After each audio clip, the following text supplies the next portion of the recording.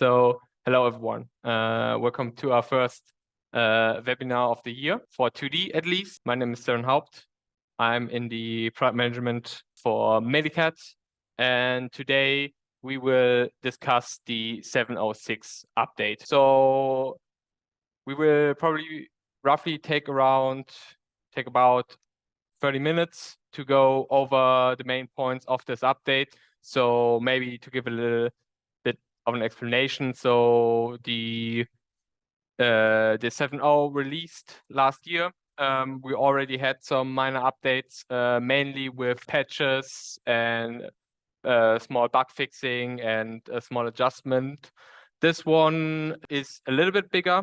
There is some improvements in here for measurements, some new features that we can have a look at. Yeah, and obviously also small fixes here and there. So generally, to give a bit background of this specific update, in this case, this is obviously a minor release. Since it's the 706 version, this is free of charge for all 7.0 customers, of course. So everybody who already uses or purchased the 7.0 will be able to get this update for free. In a case like this, the installation is also not that complicated. If you have a standalone version, you just need to download the setup and basically update the version. And if you have a server client installation, it's mainly an installation of on the server itself. There is no need to update the client since this is a minor update with no extra components added. Then we will go into the version itself, of course. If you have any questions, feel free to write in chat, whatever you have. I think if it's fitting and if I notice it, we will maybe discuss it during the session. If not, in the end, I will go over every question if I missed some. So yeah, and I should say this version will release this week. You should be able to receive it at the end of the week. So yeah, as you can see, the look is the same as before. In this update specifically, we focus mainly on one feedback we received from the 7.0 with also some new features or measurements we added, and also the main focus really was to improve the usability of the application, of the mainly in the modules that most users use, like hip, knee, and osteotomy. So yeah, let's get straight into it. We will start with the hip module menu plan to go a little bit over the new features by performing just a basic plan. So yeah, obviously, as you can see, the scaling, same as before. We select the body side. We, since that should be known for most, we will go quickly over the standard procedure, defining our hip or cup joint center, drawing the femoral shaft axis.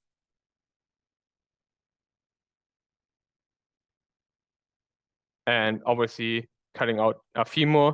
Here we can see one of the new functions we added. This was recently only in the torsion module, but now we added it to basically the image tool itself. So with every image you load in your application, you're now able to change the opacity of the image, so making it more or less transparent. So if you want to maybe overlap images with each other, this is now, as I said before it was only possible with CTs in the torsion module. Now it should be possible with every image. Here it's obviously shown up since we did detecting our femur, so that's why the image menu is open anyway. If you want to do it with other types of function, just select the image menu and select the image you want to add, and then you can again change it here with every image you want.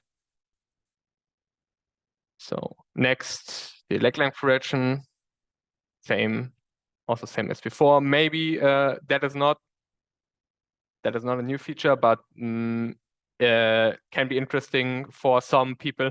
So obviously, if we do the leg length correction, it will adjust it automatically to 0 millimeters. So If you don't want to have that, there are multiple possibilities to do that so that you don't adjust straight away. So you can, for example, make the adjustments with the reposition of the stem. And in this case, what you can do is, for one, change the order of your function. So do the leg length correction before the cut femur function. In this case, obviously, the femur won't be adjusted to 0 mm leg length difference, but there's also another way that is even less complicated. If you just press the B button on your keyboard, you will open up a leg length difference that, as you can see now, or as you can see soon, doesn't adjust the leg length difference, so you can do it later with the reposition. In this case, I will use the normal one.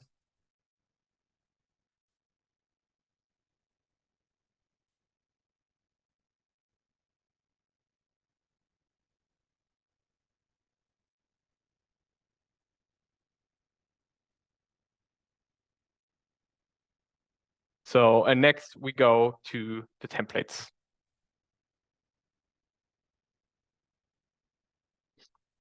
So yeah, the next feature you might not see immediately, or the next improvement, I should say, is we worked a lot on improving the handling of the sequel implants to make it more user-friendly. So sizes which last template you used should be remembered by the application, and the same which we go later on with the stems. You should also see it's a little bit easier to handle now in this version. Everything else is mostly the same. We update the implant search a little bit to add more search criteria. But yeah, as you can see here, same as always with like how we select the templates. We can move it around the same as before. Yeah, but next we're going to the stem. And yeah, as you can see here, we added again in this version that the stems should always, or should in most cases, use the FSA as the first placement, basically, so to make the placement of the stem a lot easier, so that we only need to do minor adjustments. In this case, of course, we also remember the stem used from the last time. Also, what we added in here is now again that if you change the type of stem you're using, that it won't change size or neck length, no matter which stem you use, if the size is available, of course, because as you can see here, or with this one, if the size is not available, it will switch back to the first size. But again, if there's a size that is available, you can switch between the lateralized version or even the lateral version, so the lateral view, and it should always have the same neck length and the same size. Everything else, of course, is the same as before. We can rotate with arrow keys and move it around with the mouse. But yeah, the handling now should be a lot less demanding. Certainly will save a lot of time. So moving on, we make a reposition, and then obviously the plan will be almost done. Now we go back a little bit, and will show something different now. This is in part something we have already before, but was also a little bit improved to make it more easier to use, which is how to control and manipulate revision stems or modular stems with multiple parts. So we just delete our first stem, and now we add a new one, which is here under femoral component proximal. First, the proximal component. In this case, we just use this one. So again, obviously these are before, but there are a lot of questions regarding modular stems since you have multiple parts. It's a little bit trickier to adjust size and position, especially with both parts. So this is also a way to make it a lot easier to do, to handle these types of implants. So yeah, we start, as you can see, with the proximal component the same way as before. We can move the stem by clicking with the left mouse button. With the arrow keys, we can change size and neck length, of course. Yeah, and also rotate the stem if necessary. Next, what you should do next if you use modular stems is first of all select the featured join with cup, because with this function, what will happen if the button is activated, one part will jump to the rotation center of the cup, which obviously is not helpful in a plan. So now if you set your proximal component, I would recommend, obviously you can go out of the function, just select the next component, but what I would recommend is the puzzle symbol here, the button right here. If you click on it, you automatically get your next component. And the good thing with this is it will also be inserted with the same angle as before. So this makes it much more easier to plan these types of implants. Then also what you can do as well is, if most of the implant vendors have, like, let's call them connection points on the template themselves. So as you can see here, this little plus symbol, if I click on it and then I press the P symbol on the keyboard, or the P key on the keyboard, we can basically put these together. So P stands basically for point, so the cursor will automatically jump to every point that is on a screen, that was drawn on the screen or drawn in the work view, and then we can just basically place them together like this. So now we exit the application. So yeah, what happens now if we need to move the stem again? In earlier versions, this was a little bit more tricky because we had to use the function move copy mirror right here, open the function, selecting the multiple implant parts and then moving them around. This is now much more easier. So we, in the 706, we added a feature which lets you able to select multiple elements at once. You just need to hold Shift, and then you just select the components or elements that you want. It isn't limited to implants. You can also, as you can see here, select measurements as well, or even just labels. In this case, of course, we use our stem. So we just hold Shift, select both, and then use the quick move tool. And now we basically can move the stem around and rotate wherever we want to go. So yeah, pretty easy to do.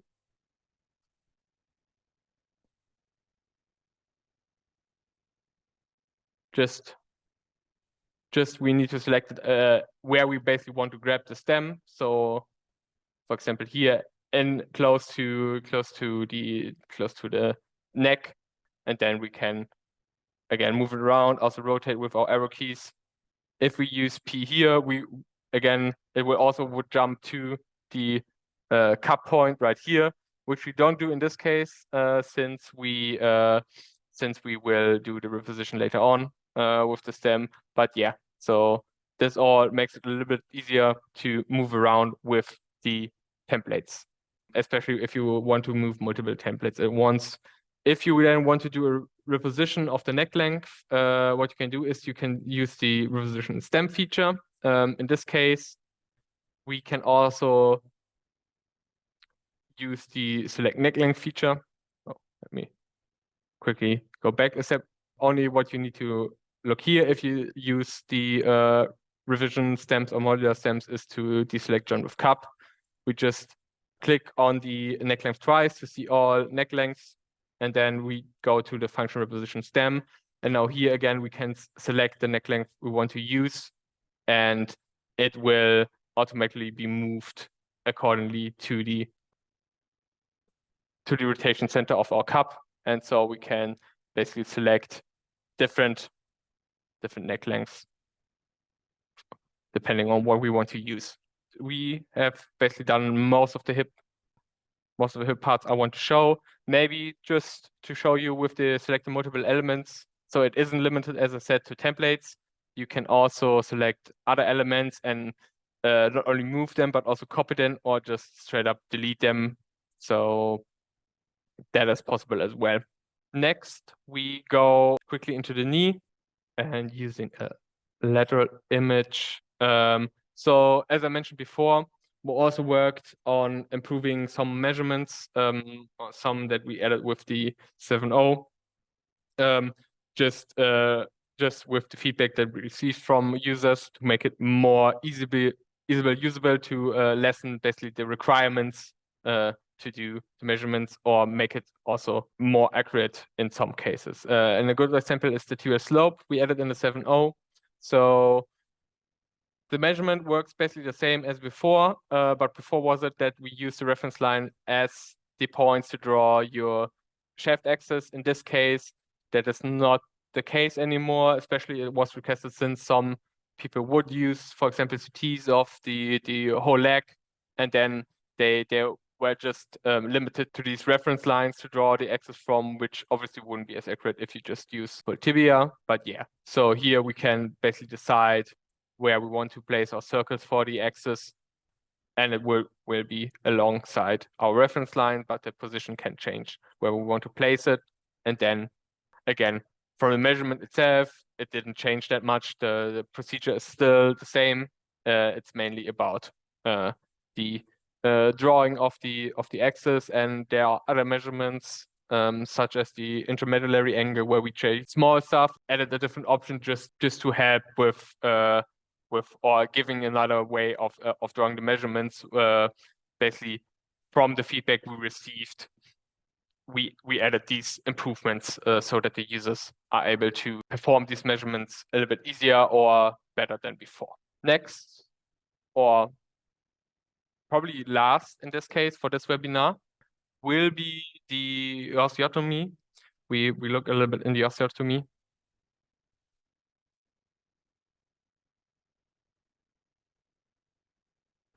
Again, scaling as before. We use the hip joint center. So again, like with the hip, most of you will already know this part right here.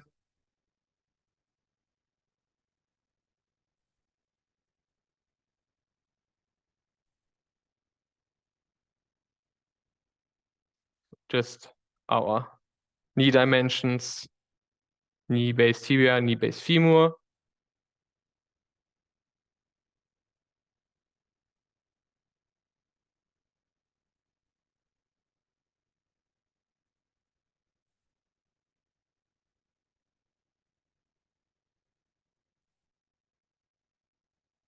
And then the preoperative dimensions.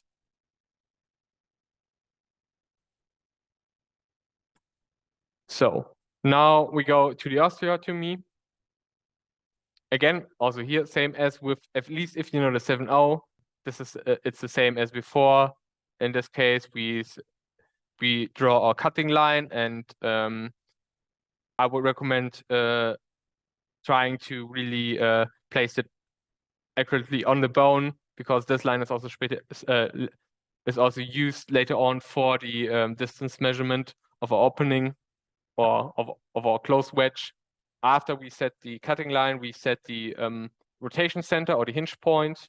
If we select keep hinge point here, these values that we can see here, so the percentage where our hinge point is or rotation center is, will be saved. If we don't select it, it will just be deleted afterwards, as you can see here. So we place our preview. So in this case, we won't change much. We will slightly move the center line a bit more laterally, so like this. But then we just apply the osteotomy, and now we make another cut for a double level osteotomy. This is basically one of the main, I would say, more big features for this minor update, is that we try to improve the making multiple osteotomies in the application.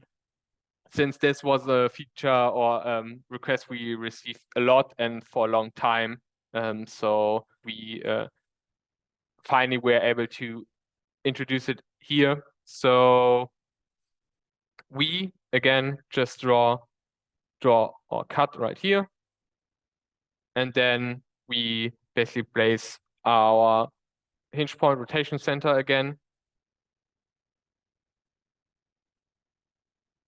And now we place our cuts. So here we can now adjust again our cut, same as before.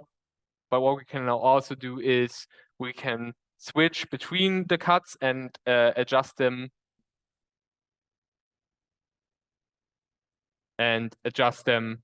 however we want. If we press Control on our keyboard and then select the other cut in the original image, we change which cut we currently edit, and again we can change this cut as well, adjusting this one, and all the measurements will update accordingly to whatever we then change. We can also then use the function that was added in the 7.0, setting the MLPTA and MLDFA depending on what value we want to have there. So for example, like this, we can change it here and then switch with Control and go to the other cut. Again, set MLDFA, for example. Maybe 90 wasn't perfect in this case. Let's just use 93. So for example, like this, or like this, and then all the cuts will adjust. So it is now much easier to plan double level or multiple osteotomies by just making the first cut. Then we can already adjust those, but we don't necessarily need to. We just can go straight to the second cut, and once we have the second cut, or even more than one or more than two, we can then change between those, change them, and use again all the features that are currently present in the osteotomy function. And then we click on apply. We can obviously insert templates like before. For example, now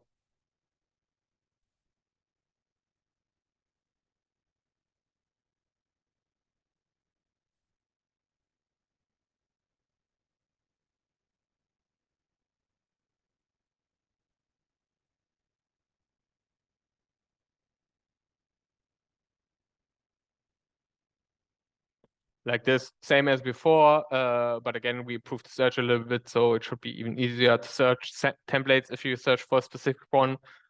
Also possible to now search for a specific reference number if you have those is added as well. And a small minor change is also that with our new SQL database, we also added our screw measuring tool to the SQL database as well. So in this case, we can just basically easy measure screws, and again including that into our SQL database. Before that, it was just in a configuration file. Gives us more possibilities in the future to add more features with stuff like this. So that's it from me for now regarding new features. Obviously, there is more, some minor stuff, some a little bit bigger stuff with the release.